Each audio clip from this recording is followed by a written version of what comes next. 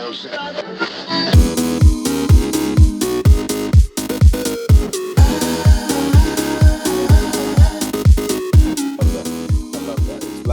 said, it's the process itself is quite daunting. It's quite scary, and when you're trying to figure out a couple of things about yourself and how best to present yourself, like you can't help as a creative, you can't help but look at who's done it before you, especially if they're in the place that you want to be. But it's important to kind of figure out who that thing is, who that whatever it is that they've got for you, and then do that.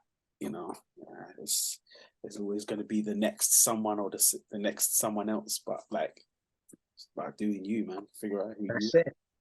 That's it. Yeah. It's about learning to love that process, isn't it?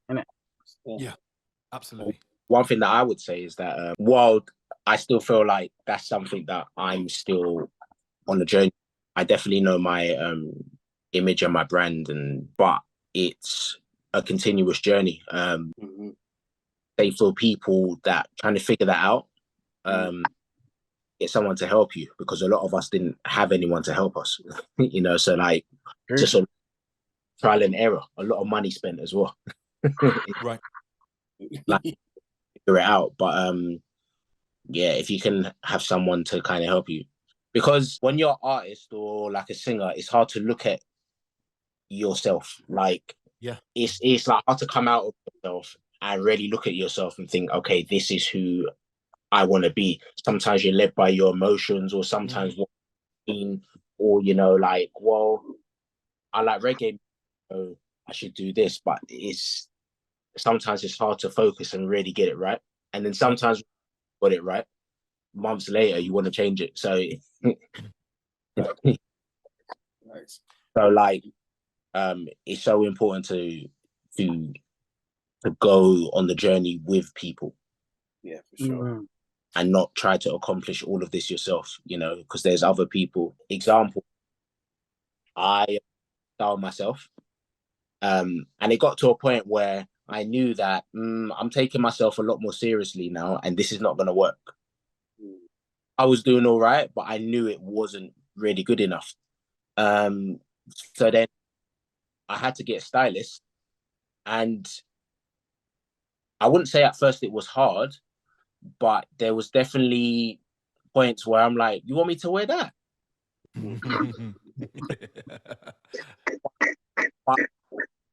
I'm like, oh, this looks amazing. Right. You know, but if it was down to me, chosen, but even consider it, pay attention to that. Right. But then someone else there saying that, no, I think this is cool. And having to trust them, and then I look at it and I'm like, no, do you know what? You was right. That really is cool. Yeah. I am also to like have people around you can really trust. I think that you tend to accelerate a bit faster as well. I agree with that. That's it, man. Like actually finding people that you trust, to trust their knowledge and what they can see and their experience, whatever. Like, no, it's but those people are far and few between. So when you find them, hold on to them, man. Yeah, hold on to them. And just it's a joint effort. Definitely a joint effort. Yeah, it's actually a big statement, because one of my issues as well was this whole man is an island thing. Yeah, I could do it. I'm gonna mix, I'm gonna master, I'm gonna produce, I'm gonna sing, I'm gonna BV, I'm gonna promote. Not only am I gonna promote, I'm gonna edit the stuff. You know what I mean? It's you know, and it's not to say that those skills are not really essential or bad to have. It's really good to have all of these skills.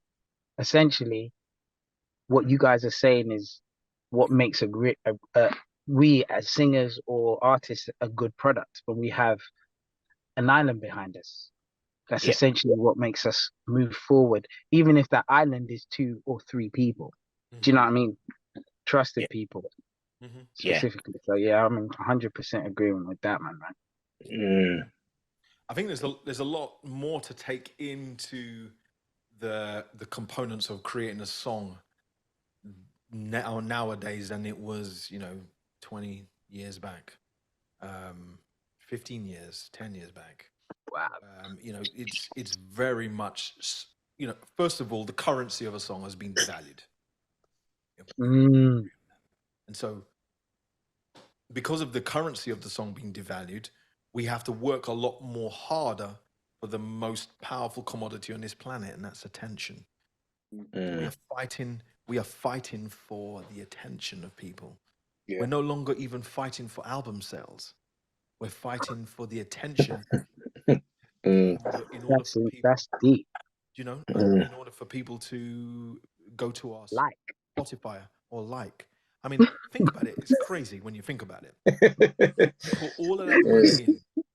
High school all over again. What did you say? You said what? High school all over again. It's high school all over again. Do you know what I mean? Yo. It's high school all over again. Yeah. And then like. Yeah. Do you know what I mean? And so I think there has to be an element of we got to change up the way that we do so, because that's not sustainable. You will blow a gasket. Yeah. Oh. You will. I've blown several in my time, and I think that it's a case of, well, okay, what are we doing this for? Speaking as a person as in this thing we call artistry, I've had to make my artistry manifest in different ways in order for it to not be stale. Yeah. So it manifests in different things, whether it's from singing, whether it's from education, whether it's from speaking, whether it's from, so it's still moving. Yeah. It doesn't mean it has to stay in the same form, but let's just say it stays in the same fashion as singing. Yeah, or bringing and delivering a piece of music. You've not only got to think about the music, you've got to think about the shorts that come out of it, the YouTube shorts. You got to think about the Instagram, the Instagram reels. You got to think about the video coming out on YouTube. You then got to think about, the marketing around it. You're not even got to the gig. You're not even getting to the place where you're going to be making the money back. I mean, when you add it all up, it's crazy. So how do we move forward? My question to you is this: how do you enable a sustaining factor to this machine of promoting and delivering your music? What is it that balances it out? What is it that you've got that safeguards you blowing a gasket? Open the question to anyone. Oh, that's interesting. What safeguards us from blowing a gasket? That's a great. Let me try that. Did it just get all controversial right then? Yeah, it did. Because you know what it is? I'm waiting for someone to tell me. It's like several folded. It's just like it's multiple, it's more than a multifaceted and stuff. Yeah, for sure. The thing is, like, much like anything, like, it's about having patience. It's about having perseverance and consistency. And like James was saying earlier, having the right people around you that are going to be able to kind of bring you back to ground zero, to kind of keep your head in the safe place. Like I give you an example. Like I put together a live stream concert that I did in conjunction with a company called Subfrantic Studios, and they did their thing in terms of holding down their expenses and everything it will cost to put the thing together. I handled mine. That was our arrangement.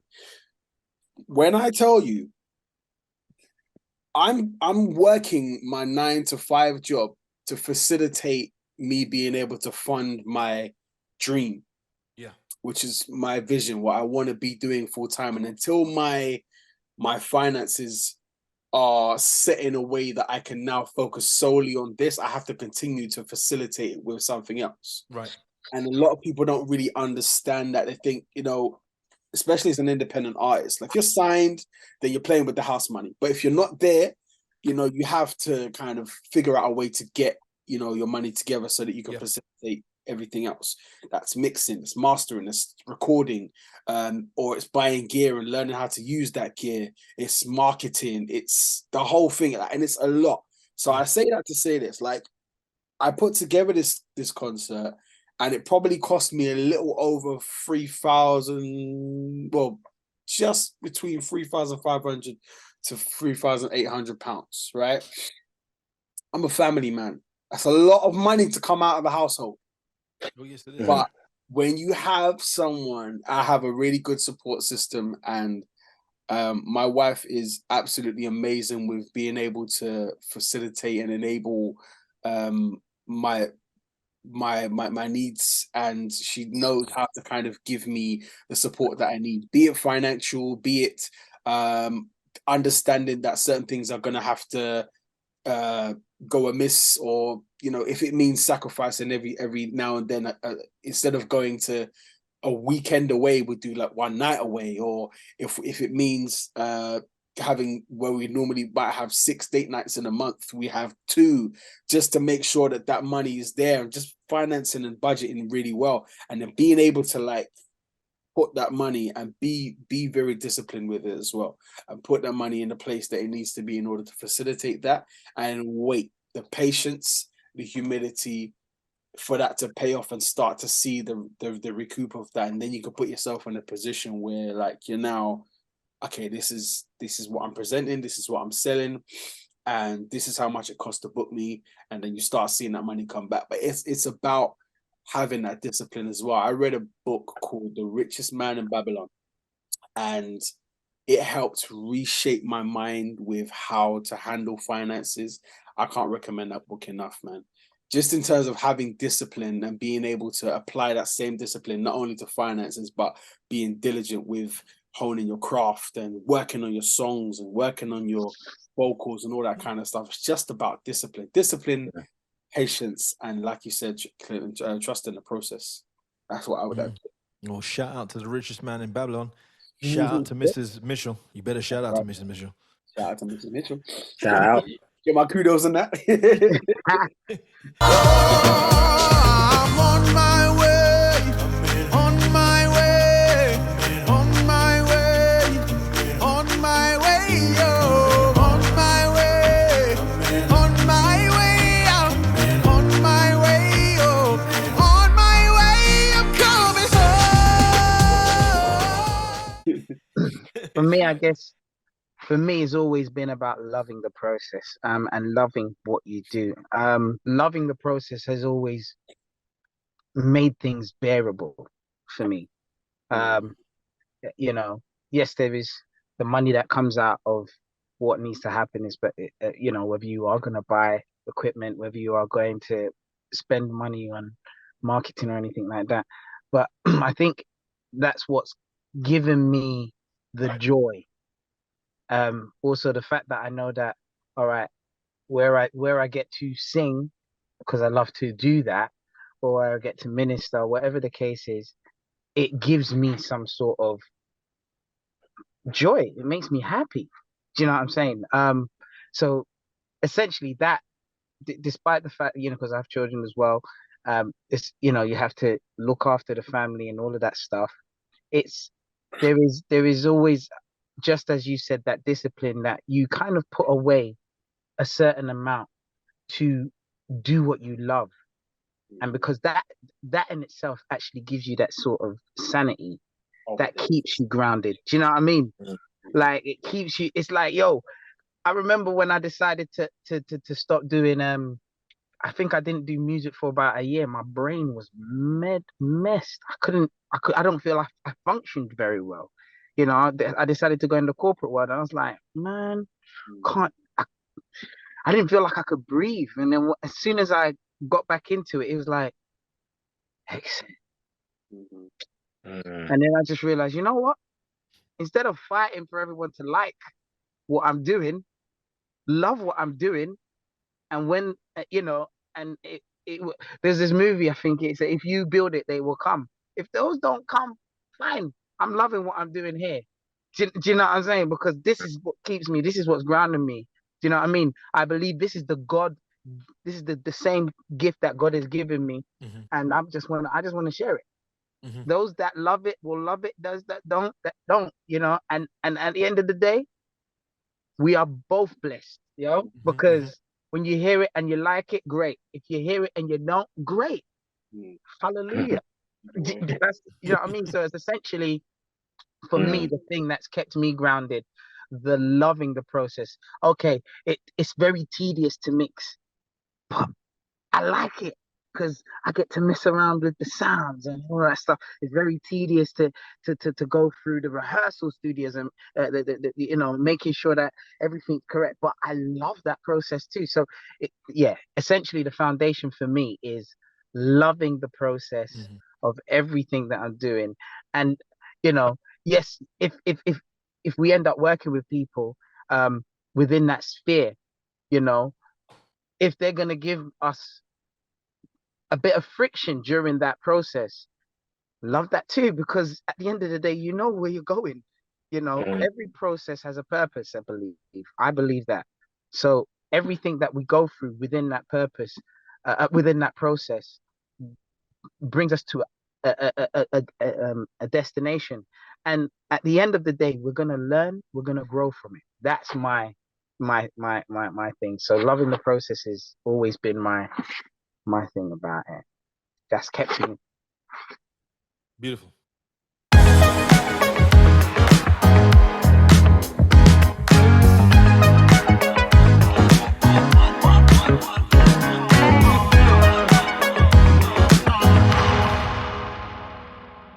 Yeah, I think for me it's the same. I think me loving the process. I really do love the process. I think sometimes I've got a bit too much patience, and I think that's good for me. But yeah, I think I like the process. I think I like the learning as well. I strongly believe that a lot of times when I don't see things happening, it's either a matter of time or it's something I don't know yet. You know, so that's kind of the mentality that I am actually take around with me, and it seems to work quite well, because there's like so many times I'm like, why aren't people listening? Attention thing again, you know, like, or how comes I haven't done this yet? And then the more I start to process that, I realize, oh, it's because maybe this needs to change, or maybe I haven't done this, or sometimes it's just keep doing it, keep being consistent, and it will come. You know, so all of those things combined, they always comfort me in the end, because I know that it's coming, but maybe something needs to shift a little bit, or like maybe I need to learn a bit more, or maybe I need to be a bit more disciplined. But yeah, I definitely like to take responsibility. We can't control everything, but but then I know that I'm the one responsible. You know, especially having a family as well. I intend not to make excuses. I just have to keep going forward, and you know. But yeah, the process. I've never really enjoyed working 9-to-5 jobs and stuff. A bit like Jason. Like I've worked certain jobs, and as soon as I left, I felt free. You know. As a molder, I can work certain jobs, but I always know the purpose, and it never lasts long. But like when it comes to music, I've never turned back. It's like always been at the forefront, and yeah, I'm just happy that I'm able to do this. You know, I'm super grateful that I've been given this gift, that, you know, I'm like able to make a living off it. Yeah. It's amazing. And like to be around other people that think that exact same way, it's crazy. It's still crazy to me. I don't know why it's crazy to me, but it is.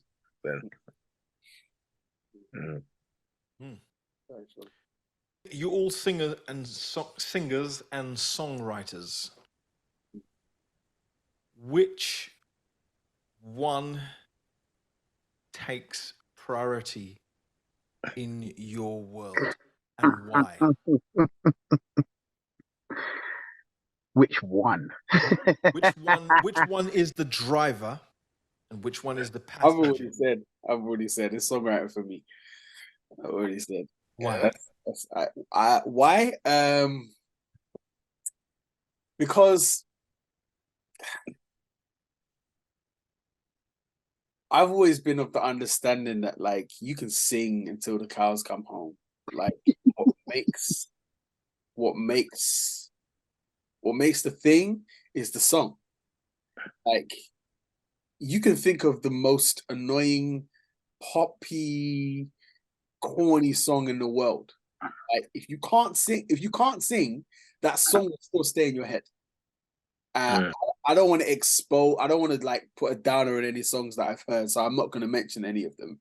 But I think we can all think of like some top 10 songs from like the 90s that just stayed at the top 10 for ages and just couldn't really sing, but they managed to get a #1 hit because the song was good. So that's probably why I sit where I sit.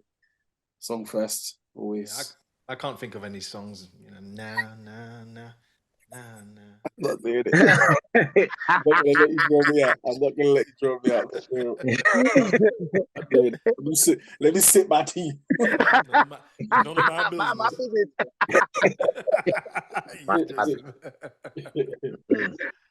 Anyone else want to add to that? Which one is no way, Manamana. Like I'm glad you did it because I was about to, you know. I don't want to talk about. Yeah. No. I guess for me, it started off with the singing. I had the opportunity to sit under Ricky Mitchell, but I think it was like a day, and it just changed my perception. Yeah, bro. I was like, oh, I can't write 2 lines. Got you. Do you know what I mean? And then I was like, okay, cool. Well, I've sang long enough. I've built that skill up. Now it's time to actually, you know, write something and release stuff, and you know, because I've been doing this for, oh God, I almost say, yeah, I've been doing this for years, isn't it? Like, and I was, like I said before, I was not into the whole writing thing. I feel like in this stage of my life, it's important. I would put that at the forefront. I still think obviously singing is quite important because I require, or I love a particular sound. But at the same time, for me, yeah, writing is quite important, man. It's the thing for me. I mean, it's you're a virtuoso singer, yeah. So I think with the abilities that you have, if you haven't heard of Jason already, I'm just going to plug him already now. Go and check out Jason's stuff. The link's down here. The link will be down here. You'll see it. But if you ever with someone that has virtuosity in their vocabulary, in their vocal locker, yeah, they're gonna have when they've done it, it's like, you know, when you've clocked the game, you're on mission rounds, isn't it? And so for you now, songwriting is that place to conquer, because that's now just going to be a whole new world. And I think that very seldom do great singers and great songwriters occupy the same vessel. Yeah. Very, very rarely do you have a great singer and and then being a songwriter and a singer at the same time. Normally, it's a singer that can sing well, okay, got a good range, got a bit of a tone, but the songwriting elements come out of them that's their singing. Yeah. And you know, when I hear an artist that comes and delivers their own song, I could be more intimidated by a songwriter than I could be by a virtuoso singer. Right. because the impact is just on a different level. Mm. Do you know what I mean? But I think that I kind of listen to what you say, Jason, that, you know, that now in this phase, the songwriting is, because you clock the singing game. You know? I wasn't saying My that. man's I've got on the mission thing. rounds. I've got the bonus levels and all the whole of those Mission rounds. levels. My man's got cheat codes and Yeah, everything. cheat codes, Wow. all the combos, everything. Yeah. Check out Jason. Check out Jason. Click the links down below and you'll see what we're talking about. And then if you meet him, you'll probably end up beating him up. Fantastic. Oh man, I'm just a copy and paste the guy, man. Don't watch me. Even just the other day, I think yesterday I heard a great person sing something. I said, I'm teething that. Listen, it's a compliment, man. We're all thieves. We're all thieves, man. All singers' lives matters. That's a t-shirt right there. That's a James. Nah, do you know what? For me, I would say definitely. Originally, I was gonna say 50-50, but it's clearly not true. It depends on what I'm doing. So if I'm gigging, obviously it's singing, which is a massive part of my life. But then what's more important to me is definitely the song. I've definitely seen over a number of years now people that are amazing singers, and they will like release a song, and for some reason I was expecting a lot more, because I thought, well, but you're such a great singer, why has this happened? So it's made me realize over the years that being able to sing is great, but there's many people that we know that are just okay singers, but they've got hits upon hits upon hits, which tells me that, oh, the song is the most important thing. So yeah, for me, definitely the songwriting aspect of it.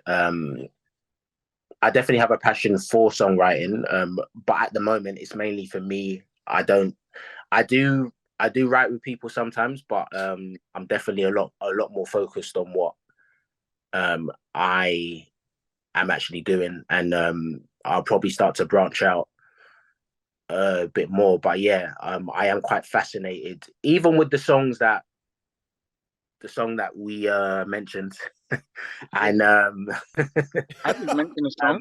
I don't know what you're talking about. I know nothing. And like I still think that when there's a song that comes out and it hits millions of people, as much as I might find it corny and stuff, I'm still very intrigued about how the heck did they do that. Yep, it's genius. I'm like still like, do I need to get to a point where I need to get out of my head and become more simple? Like, it's like I haven't figured it out, but like I tend to learn from everyone, even if the song is cheesy, simple. When it starts to hit people, I'm like, genius. Like, how have you done that? You've tapped into something. And I think as songwriters, that's what we're trying to do. Yeah, you know, sure. Like, we're trying to tap into something and like already impact people. Probably we are trying to impact ourselves first. Yeah, but sure. We want it to impact people as well. So songwriting, I would say. There's something to be said for frequencies and sonics, because sometimes you don't necessarily even need to say words. Like scatting, for example, you're not saying anything. You know, sometimes it's just about the frequency that you're transmitting. Like, and it's, I think Michael Jackson said it like a little while ago. I'm paraphrasing here, but he was like, you may not remember the words, but you're going to remember that melody. Like it was stuck in your head, you know. So yeah, there's something to be said for the structure of a song and how to keep people's interest, the repetitiveness of a chorus, or you know how easy a melody is to remember, kind of thing. So yeah.